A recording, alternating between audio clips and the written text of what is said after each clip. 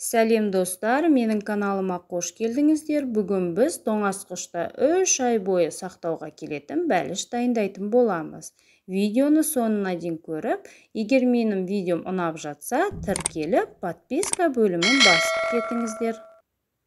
Қамыры үшін бізге бір маргарин қажет болады. Оны үккіштен өткізуге болады, немесе мен сияқты жақсылап ұнға езіп аламыз. Одан кейін 2 жұмыртқамызды қосып, жарты қасық тұзымызды салып, қамырымызды біріктіретін боламыз.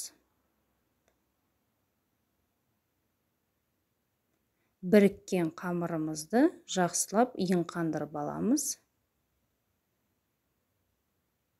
Және 15 минутқа демалдыруға қойып қоямыз. Салмасын дайындайтын боламыз. Салмасына жуамызды майда етіп турап.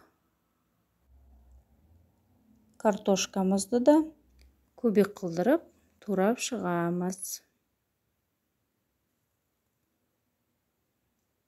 Окорочкамызды да көбек қылдырып, майда етіп турап шығамыз.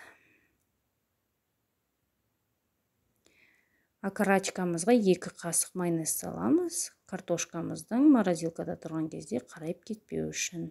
Және 1 қасық тұз, қалауынша бұрыш қосып араластырамыз.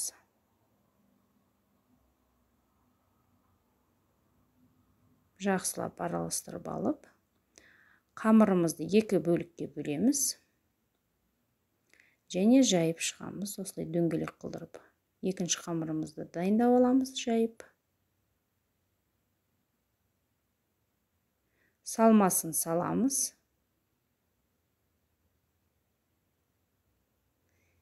Екінші қамырымызды бетіне жайып, жақсылап, осылай мен сияқты өріп шығуға да болады.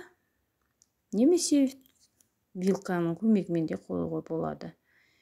Қамырыңызды өзіңіздің қалауынша әсемдеуге болады. Енді бұл жерде өзіңіздің фантазияңызға ерік бересіз.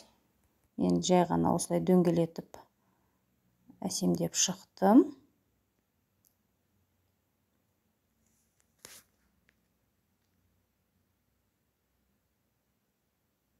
Біздің бәлішіміз дайын. Дәл осы күйде тоңазытқышқа сақтап қоюыңызға болады.